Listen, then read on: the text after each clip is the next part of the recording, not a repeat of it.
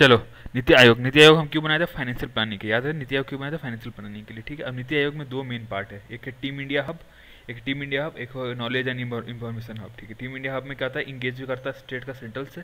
ये क्या होता है, नीति, ये थिंक टैंक है, नॉलेज एंड इन्फॉर्मेशन का थिंक टैंक है, ठीक है।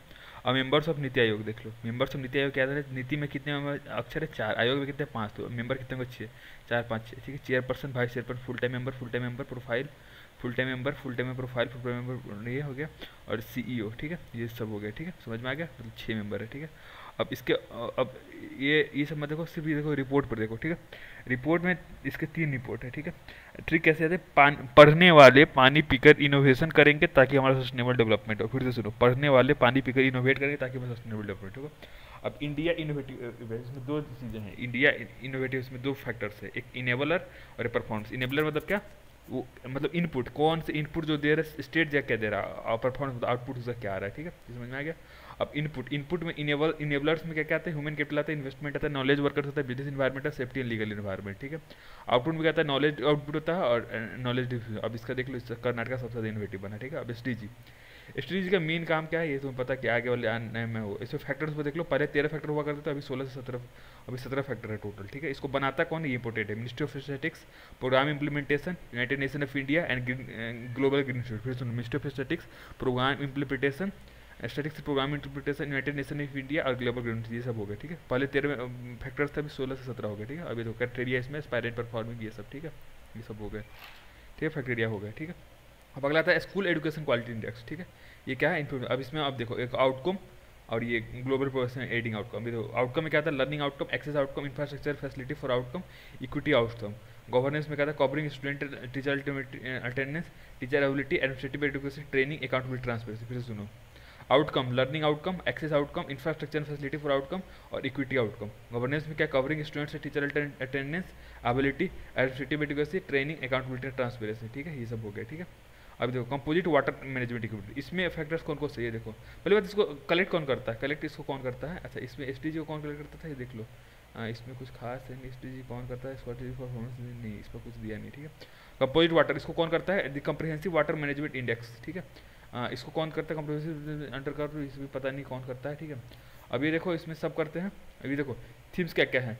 Source augmentation, restoration of water body, source augmentation, ठीक है। Major and medium irrigation, water safe development. फिर से वो सोर्स ऑगमेंटेशन, रिस्टोरेशन मतलब उसको करके, सोर्स ऑगमेंटेशन, फिर से ग्राउंड वाटर का, तो वाटर बॉडीज का हो गया, फिर ग्राउंड वाटर का, फिर major and medium irrigation supply side में, फिर water side development, supply side management, participatory irrigation practices, demand side management, sustainable on farm water use practices, rural drinking water, urban water supply sanitation, policy in governance, ये सब चीज़ें हो गई, ठीक है। इसमें गुजरात टॉप पर है, सबसे ज़्यादा इंप्रूव कौन कर रहा है? हरियाणा कर रहा है, ठीक है, याद रखना।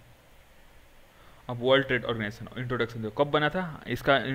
कब बना, कब था? आईएम मरकस में घाटा करवाई है। आईएम मरकस में मतलब मार्कस एग्रीमेंट है और गैट के हिसाब से किया गया था, ठीक है। आईएम मरकस में घाटा करवा 1995 में स्टार्ट हुआ था, ठीक है, 1995 में। अच्छा, आईएमएफ कब होता है? 50 साल पहले, 1945 में, ठीक है, याद रहे, ठीक है। इसका हेडक्वार्टर है जिनेवा, स्विट्जरलैंड में, ठीक है। Evolution of WTO, how IMF and world banks are similar and when. IMF और वर्ल्ड बैंक कैसे सिमिलर कि दोनों को ब्रिटेन वुड कॉन्फ्रेंस से बने थे, दोनों ब्रिटेन वुड कॉन्फ्रेंस से बने थे और 1945 में बने थे, ठीक है। 2 साल बाद, मतलब 2 टी है ना, तो 2 साल बाद क्या हुआ था? इस गैट का फॉर्म होता है, गैट, जिसमें इंडिया भी मेंबर बना था 48 में, ठीक है। गैट बना था 1947 में। ऑब्जेक्टिव डब्ल्यूटीओ देख लो, ऑब्जेक्टिव क्या क्या है? कॉपरेट प्लेटफॉर्म, पहले कॉपरेशन के लिए मन बनाएंगे, कॉपरेटिव बना, उसके लिए प्लेटफॉर्म देगा, फिर नेगोशिएट कर, फिर इंप्लीमेंट। फिर सुनो, कॉपरेट, फिर प्लेटफॉर्म मिलेगा, फिर नेगोशिएट होगा, फिर इंप्लीमेंट होगा, ठीक है, समझ में आ गया। अब इसका स्ट्रक्चर देखिए, स्ट्रक्चर क्या? Management level, management council, governing council और अदर काउंसिल, ठीक है। मैनेजमेंट काउंसिल, जनरल काउंसिल और अदर काउंसिल, ये सब हो गया, ठीक है। प्रिंसिपल इसका क्या है?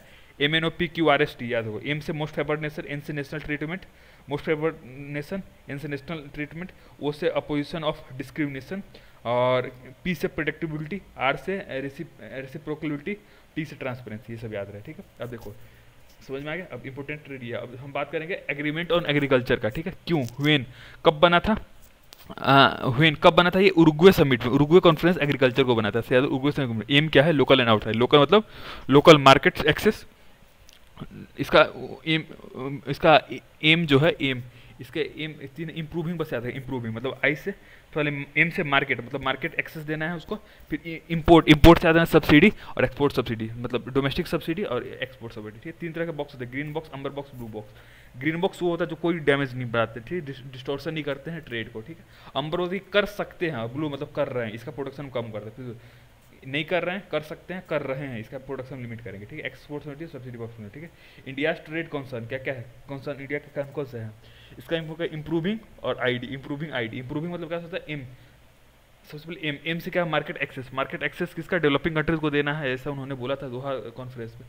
दोहा कॉन्फ्रेंस का कि डेवलपिंग कंट्रीज को मार्केट एक्सेस देंगे, वो नहीं दे रहे, ठीक है।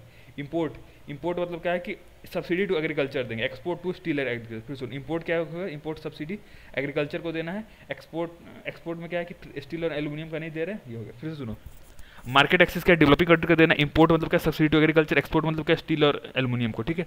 आई मतलब क्या, इंटेलेक्चुअल प्रॉपर्टी राइट, और डी से क्या, डेवलपिंग काउंट्री बेनिफिट इसको चाहिए, डेवलपिंग काउंट्री बेनिफिट चाहिए, ठीक है। ये सब चीज़ें हो गई।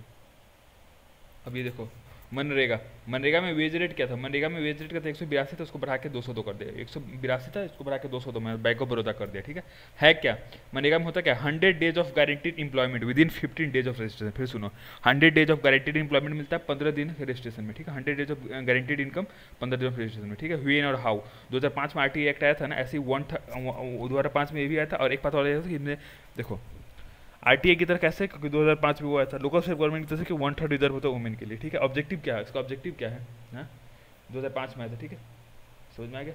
ऑब्जेक्टिव क्या है, ऑब्जेक्टिव है तुमको पीपीपी, पोवर्टी, परचेजिंग पावर और पंचायती राज, तीनों को स्ट्रॉन्ग करना, पोवर्टी कम करना, परचेजिंग पावर और पंचायती राज, तीन को करना है, ठीक है। की फ्यूचर, इसका फ्यूचर क्या है, कैन गवर्नमेंट स्पॉन्सर हाउ, ठीक है।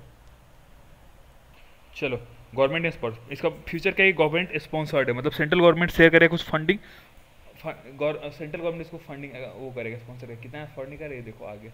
हाँ, सेंट्रल गवर्नमेंट सेंटर थोड़ा सा प्रोपोर्शन फेयर करेगा, ठीक, कैसे 100% अनस्किल्ड के लिए, 75% मटेरियल और सेमी स्किल्ड के लिए, और 6% एडमिनिस्ट्रेटिव कोर्स। फिर सुनो, गवर्नमेंट स्पॉन्सर्ड मतलब सेंट्रल गवर्नमेंट एक शेयर पार्ट फंडिंग का थोड़ा सा पार्ट शेयर करेगा, 100% अनस्किल्ड के लिए, 75% मटेरियल और सेमी स्किल्ड के लिए या फिर स्किल्ड के लिए, 6% एडमिनिस्ट्रेटिव कोर्स, ठीक है। अब इसमें चैलेंजेस क्या है, एनईएफएसएम चैलेंजेस क्या है, इंस्टीट्यूट ट्रांसपेरेंसी कैसे करेंगे, एनईएफएसएम कंप्लेन मैकेनिज्म और मॉनिटर। फिर सुन, एमईएफएसएम कंप्लेन सिस्टम और मॉनिटर, सिस्टम और इंडस्ट्रियल मॉनिटर, ठीक है, सिस्टम और इंडस्ट्रियल मॉनिटर, ठीक है। व्हाट काइंड ऑफ वर्क, कैसा काम इसमें करते हैं, ठीक है, इसमें याद रखें, एग्रीकल्चर या अलाइड एक्टिविटीज या फिर पब्लिक वर्क। फिर से सुनो, एग्रीकल्चर या अलाइड एक्टिविटी या फिर पब्लिक वर्क के लिए, ठीक है, ये समझ में आ गया, एग्रीकल्चर या अलाइड एक्टिविटीज या फिर पब्लिक वर्क के लिए, ठीक है, agriculture allied activities public work के लिए, ठीक है, ये हो गया खत्म। अभी देखो role of international level wise, ये बिलीफ, ये इसका बिलीफ क्या है, बिलीफ ये है कि social justice is essential to universal lasting peace, ठीक है। सोशल जस्टिस होता है वो यूनिवर्सल होता है, यूनिवर्सल एंड लास्टिंग पीस, ये इंपॉर्टेंट है, ठीक है। हाउ एंड वेयर, ठीक है, 1919 में पास होता है, 1919 में ट्रीटी ऑफ वर्साइल, ठीक है, ट्रीटी ऑफ वर्साइल, इस तरह मोंटे मिडलो वाला भी आया था, ठीक है, नहीं मोंटे चॉर्स में आया था, एमसी आया था, ठीक है, मतलब एमसी होते ही हैं। 1919 में क्या ट्रीटी ऑफ वर्साइल हुआ था, और हेड क्वार्टर कहाँ है इसका, जेनेवा स्विट्जरलैंड में, हेड क्वार्टर क्या है, जेनेवा स्विट्जरलैंड में, ठीक है, इसका हेड क्वार्टर कहाँ है, जेनेवा स्विट्जरलैंड में, ठीक है। अब ऑब्जेक्टिव्स के क्या है, ऑब्जेक्टिव में है कि अपॉर्चुनिटी देना है, ओपीआरएस ऐसे देखो, ओपीक्यूआरएस, ठीक है, opportunity protection, right at work, strengthen tripartism. फिर से सुनो, ट्राइपार्टिज्म, फिर सुनो, अपॉर्चुनिटी देना है, प्रोटेक्शन देना है, राइट एट वर्क देना, स्ट्रेंथ और ट्राइपार्टिज्म, ठीक है। फ्लेक्सी प्रोग्राम कौन से है, देखो इसका है WCPP, मतलब वेस्ट कंट्रीज प्रिटी पावरफुल, एक better work, child labour, peace और सोशल प्रोटेक्शन। फिर सुनो, वेस्ट कंट्रीज प्रिटी पावरफुल, इसमें हो गया क्या, better work, child labour, peace और स्पेशल सोशल प्रोटेक्शन, ये हो गया, ठीक है, फ्लोर समझ में आ गया, इतनी चीज़ें। अब अगला देखो, ये प्रधानमंत्री गरीब कल्याण, ये न्यूज़ में क्या, कोविड-19 में, ठीक है, न्यूज़ में क्या, in wake of corona virus government pay EPF, ठीक है, इसमें न्यूज़ में क्या, क्योंकि गवर्नमेंट है ना, गवर्नमेंट EPF पे करेगा, ठीक है, एम्प्लॉयर प्रोविडेंट फंड, इसमें कितना करेगा, बहुत एम्प्लॉयर और एम्प्लॉय के लिए, अगले 3 महीने के लिए एम्प्लॉयर और एम्प्लॉय दोनों के लिए करेगा, ठीक है। Deposit 12% each, 90% less than 12%। फिर से सुनो, डिपॉजिट क्या करते हैं, कितना लिमिट क्या है, पता लिमिट क्या है निकालने का, देखो डिपॉजिट कितना करना है, 12% एम्प्लॉयर के लिए, 12% एम्प्लॉय के लिए, ठीक है, किसके लिए, जिसमें 90% का 15,000 से कम सैलरी, 15,000 कम, उसके लिए 12% एम्प्लॉयर और एम्प्लॉय दोनों के लिए करे। विदड्रॉ, विदड्रॉ क्या है कि 75% non refundable advance, non refundable advance को आप निकाल सकते हैं 3 महीने के, 75% ऑफ नॉन रिफंडेबल एडवांस, ठीक है। अभी देखो फार्मर 2000, अब ये देखो, अब ये है कौन सा है, सपोर्ट कम्युनिटी। सपोर्ट कम्युनिटी किसको किसको करना है, फार्मर को करना, वुमेन को करना और सीनियर सिटीजन, ठीक है। फार्मर को 2000 देंगे, फार्मर को 2000 देंगे, वुमेन को 500 रुपये पर मंथ फ्री गैस देना है। सुनो, फार्मर को 2000 देंगे, ठीक है, वुमेन को देखो 500 रुपये पर मंथ और फ्री गैस देंगे, और सीनियर सिटीजन को 1000 रुपये देंगे, ये है, ठीक है। चैलेंजेस क्या है, ईरर, इम्प्लीमेंटेशन, इनफॉर्मल सेक्टर और नॉट इनफ, 4 चैलेंज है। क्या ईरर हो सकता है, इंप्लीमेंटेशन प्रॉब्लम हो सकता है, इनफॉर्मल सेक्शन के लिए नॉट इनफ। फिर से सुनो, फार्मर को 2000 रुपये देंगे, वुमेन को क्या कहते हैं 500 रुपये पर मंथ देंगे प्लस फ्री गैस देंगे, और सीनियर सिटीजन को 1000 रुपये देंगे, ठीक है। इसमें क्या होता है, याद है कि ईरर इम्प्लीमेंटेशन प्रॉब्लम क्या क्या है, ईरर हो सकता है, इम्प्लीमेंटेशन प्रॉब्लम, इनफॉर्मल सेक्टर और इनफ नहीं, ये याद रखा, ठीक है। ईरर और ठीक है, प्रॉब्लम वही हो गया कि कंसर्न क्या क्या है, वही ईरर, इम्प्लीमेंटेशन, इनफॉर्मल सेक्टर और नॉट इनफ, ठीक है, इतना याद रखना।